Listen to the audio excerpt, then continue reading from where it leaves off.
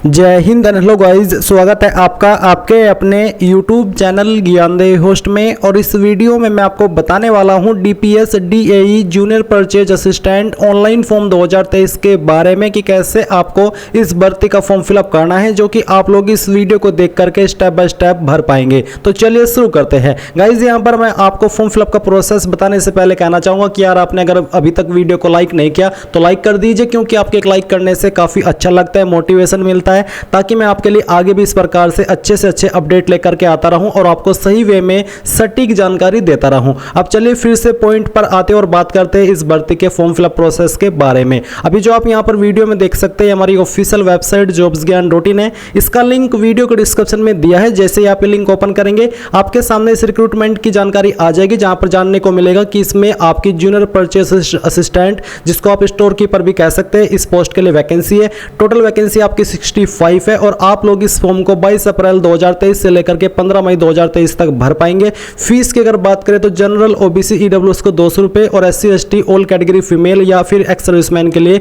कोई फीस नहीं है। सैलरी आपको इस पर 25,500 रुपये दी जाएगी। कौन सी कैटेगरी के लिए कितनी वैकेंसी हो आप यहाँ पर चेक कर सकते हैं। अप्लाई करने के लिए आपसे ग्रेजुएशन इन साइंस जो कि आपने 60% के साथ में की हो, या फिर आपने कॉमर्स में ग्रेजुएट किया हो 60% के साथ में, या फिर तीसरा ऑप्शन है कि आपके पास डिप्लोमा हो इनमें से किसी भी डिसिप्लिन में 60% के साथ में। एज आपकी 18 से 27 साल के बीच रखी गई है। तो ये सभी जानकारी चेक करने के बाद में आप यहां पर आएंगे और अप्लाई ऑनलाइन लिंक पर क्लिक करेंगे। इस पर क्लिक करने के बाद ये वेबसाइट आपके सामने आ जाएगी। अभी आपको यहां पर आना है और click here for new registration, इसके ऊपर क्लिक करना है। इस पर क्लिक करने के बाद में यहां पर गाइज आपको देखने को मिलेगा योग्यता का चयन करें। तो आप कौन सी क्वालिफिकेशन के माध्यम से इसमें अप्लाई कर रहे हैं, तो इनमें जो भी विकल्प आपके सामने, इन विकल्प से आप इसमें अप्लाई कर सकते हैं। तो जो भी क्वालिफिकेशन से आप अप्लाई करना चाहते हैं वो आप सिलेक्ट कर लीजिए। ये सिलेक्ट करने के बाद में यहाँ पर आपको ये बोला है कि आपके पास BSc BCom या फिर डिप्लोमा है तो आप इसमें एलिजिबल है। बट अगर आपके पास BTech MTech MC है तो आप यहाँ पर इसमें एलिजिबल नहीं है अप्लाई करने के लिए।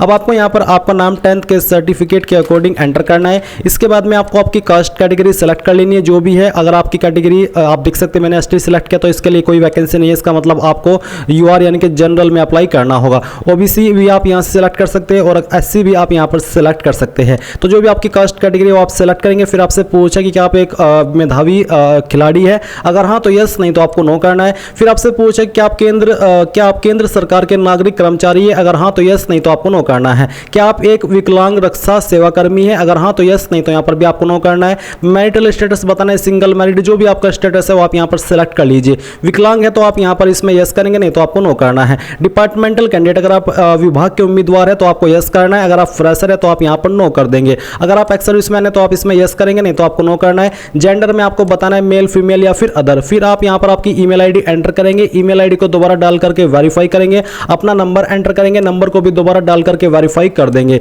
इसके बाद आप यहां पर कैलेंडर के ऊपर क्लिक करेंगे एंड जो भी आपका बर्थ ईयर है पहले आपको वो सिलेक्ट करना है, फिर यहां से मंथ और उसके बाद में डे। देन गाइज यहां पर आपको एक पासवर्ड क्रिएट करना है, उस पासवर्ड को दोबारा डाल करके वेरीफाई करना है। पासवर्ड आपका किस तरह का होना चाहिए उसका एक एग्जांपल मैं आपको यहां पर दिखाता हूं। आपके पासवर्ड के अंदर इंग्लिश का कैपिटल वर्ड, स्मॉल वर्ड और कोई डिजिट रहना चाहिए। इस तरह का पासवर्ड आपको बेसिकली बनाना है, जिसका एग्जांपल आप यहां पर वीडियो में भी देख सकते हैं। इसके बाद में गाइज आप यहां पर इस पासवर्ड को दोबारा डाल करके वेरीफाई कर देंगे। ये सिक्योरिटी कोड डालने के बाद में आप सबमिट पर क्लिक करेंगे। अब गाइज जैसे ही आप अपनी इन्फॉर्मेशन जो कि अभी आपने भरी है उनको डबल वेरीफाई कर लेंगे और यहां पर सबमिट करेंगे तो आपको बोला है कि आप सक्सेसफुली रजिस्टर्ड हो चुके हैं। आपको यहां पर लॉगिन के लिए बोला है तो आप यहां से ओके करेंगे। ओके करने के बाद में अभी जो आपने ईमेल आईडी रजिस्टर की है वो आप यहां पर डालेंगे, जो पासवर्ड आपने बनाया है वो आप डालेंगे, ये सिक्योरिटी कोड फिल करेंगे एंड देन सबमिट पर क्लिक करेंगे। नाउ गाइज यहां पर आपको कुछ इन्फॉर्मेशन दी गई है और कुछ इन्फॉर्मेशन अभी आपको देनी है, जैसे कि आपका जो फादर नेम है वो आप यहां पर एंटर करेंगे। इसके बाद में आपको आपकी मदर्स का नेम एंटर करना है, ये भी आप 10th के सर्टिफिकेट के अकॉर्डिंग यहां पर फिल करेंगे। नाउ गाइज मैं आपको बताना चाहूंगा SK बुक्स रीजनिंग के बारे में, जो कि हिंदी और इंग्लिश दोनों के अंदर अवेलेबल है और इस बुक को पब्लिश किया गया है Shri Krishnan publisher private limited, जो कि इंडिया की वन ऑफ बिगेस्ट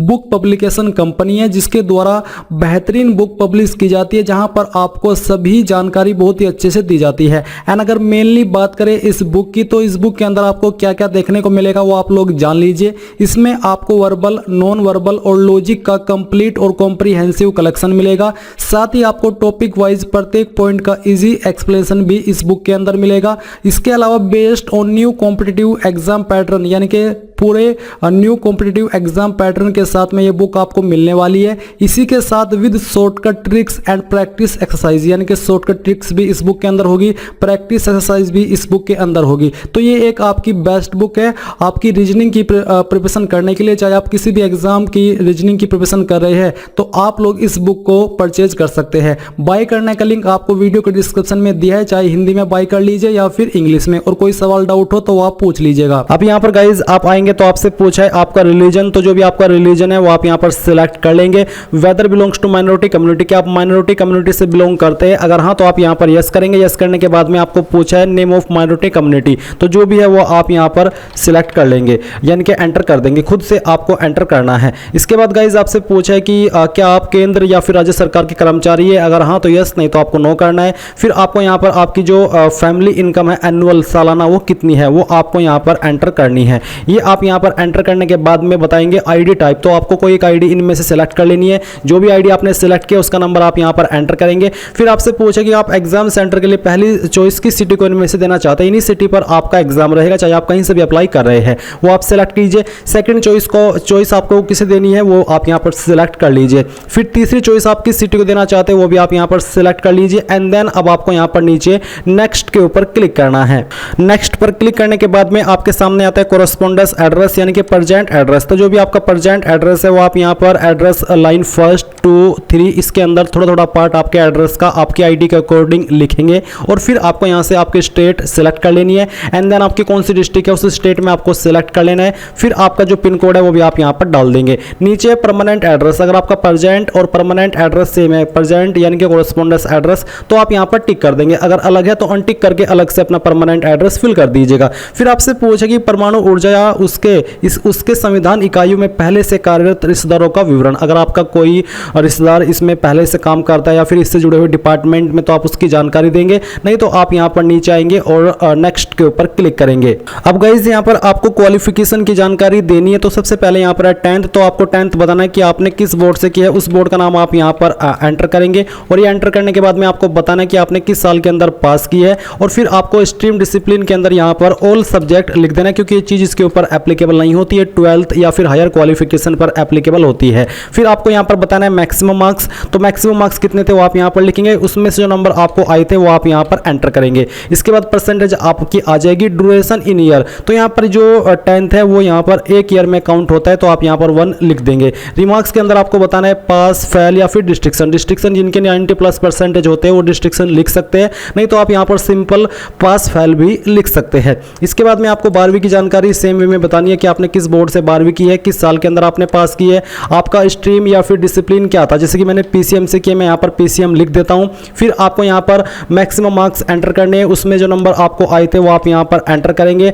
इसके बाद में ड्यूरेशन इन ईयर में आपको 2 ईयर लिखना है, और रिमार्क्स में आप यहाँ पर पास ही लिख दीजिए। इसके बाद डिप्लोमा या फिर यूजी डिग्री, जिस क्वालिफिकेशन के माध्यम से आप अप्लाई कर रहे हैं उसका आपको यहाँ पर यूनिवर्सिटी का नाम देना है कि कहाँ से आपने क्वालिफिकेशन की है, और वो क्वालिफिकेशन का नाम क्या है वो आप डिप्लोमा यूजी डिग्री के अंदर लिख देंगे। जैसे कि मैं यहाँ पर ग्रेजुएट इन साइंस यही लिख देता हूँ, या फिर आप यहाँ पर जो भी आपकी क्वालिफिकेशन है उसका नाम दे दीजिएगा। फिर आपको बताना कि किस साल के अंदर आपने पास की है। स्ट्रीम डिसिप्लिन आप यहाँ पर सिलेक्ट कर लीजिए, या फिर सब्जेक्ट के नाम जिन सब्जेक्ट से आपने ये क्वालिफिकेशन की है। मैक्सिमम मार्क्स आप यहाँ पर डालेंगे, ऑब्टेन्ड मार्क्स यहाँ पर डालेंगे, कितने साल की थी 3 या फिर 4 वो आप यहाँ पर लिखेंगे, और यहाँ पर रिमार्क्स में आपको बताना है पास या फिर फेल। इसके बाद नीचे आइएगा, यहाँ पर आपसे पूछा कि लेवल 1 MCQ टेस्ट के लिए सेक्शन का चुनाव, तो यहाँ पर आपको बताना है part A reasoning in science या फिर बेसिक अकाउंटिंग प्रिंसिपल, तो आप यहाँ पर वो आपकी चॉइस के अकॉर्डिंग सेलेक्ट करेंगे। आपको बोले suggested for science graduate, diploma graduate, यानी कि इनके लिए ये चीज़ यहाँ पर सजेस्ट की गई है। इसके बाद यहाँ पर do you have knowledge of computer data processing, अगर हाँ तो यस, नहीं तो आपको नो करना है। इसके बाद यहाँ पर आपसे पूछा कि अध्ययन के पाठ्यक्रम को इंगित करे यदि कोई आवेदक वर्तमान में जारी है, अगर आप करंट में कोई क्वालिफिकेशन कर रहे हैं, कोई पढ़ाई कर रहे हैं, तो आप यहाँ पर उस कोर्स का नाम और बाकी की जानकारी ऐसे ही देंगे जैसे कि भी आपने आपकी क्वालिफिकेशन की जानकारी दी है। कोई एक्सपीरियंस आपके पास है तो आप यहाँ पर दे दीजिएगा, नहीं तो आपको खाली छोड़ देना है और नीचे नेक्स्ट पर क्लिक करना है।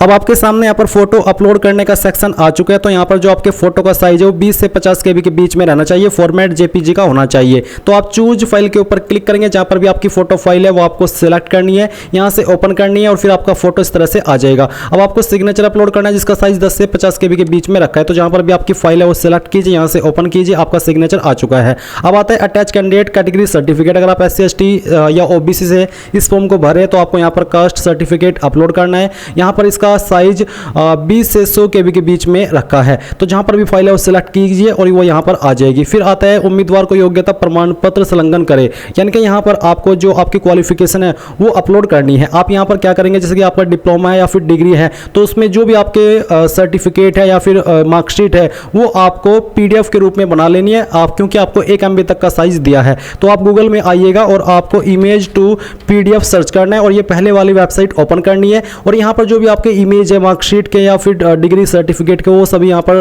अपलोड कर दीजिए और फिर उसको कन्वर्ट टू PDF के ऊपर क्लिक करके PDF में बना लीजिए और फिर वो फाइल आपको यहाँ पर अपलोड कर देनी है। चूज फाइल के ऊपर क्लिक करके जहाँ पर भी आपकी फाइल मौजूद है वो आप यहाँ पर इस तरह से आएंगे और सिलेक्ट करेंगे और यहाँ से ओपन कर लेंगे। फिर आपको यहाँ पर नेक्स्ट पर क्लिक करना है। नाउ गाइज आपके सामने आपके फॉर्म का प्रीव्यू आ चुका है। आपने शुरू से लेकर के अभी तक जो भी जानकारी भरी है आप उन सभी को चेक कर सकते हैं। चेक करने के बाद में आप यहाँ पर आएंगे, डिक्लेरेशन के ऊपर टिक करेंगे एंड देन आपको सबमिट के ऊपर क्लिक करना है। अभी आप यहाँ पर अगर एडिट करना चाहते हैं फॉर्म को अभी भी तो आप एडिट एप्लीकेशन डिटेल के ऊपर क्लिक करके कर सकते हैं, नहीं तो आप डिक्लेरेशन के ऊपर क्लिक करेंगे एंड यहाँ पर lock and submit final application के ऊपर क्लिक करके या लॉक इट के ऊपर क्लिक करेंगे। अब इस पर क्लिक करने के बाद में अगर इस फॉर्म को जनरल OBC से आप भर रहे हैं तो आपको पहले फीस जमा करनी होगी, तब आप अपने आप फॉर्म का फाइनल प्रिंट ले पाएंगे। प्रिंट एप्लीकेशन फॉर्म पर क्लिक करके इसके ऊपर क्लिक करके देख लीजिए आपका फॉर्म यहाँ पर डाउनलोड हो चुका है, आप इसको प्रिंट करा लीजिएगा। इस प्रकार से गाइज आप लोग DPS DAE junior purchase assistant online form 2023 को भर पाएंगे। आई होप ये प्रोसेस आपको पसंद आया होगा। So thanks for watching. जय हिंद।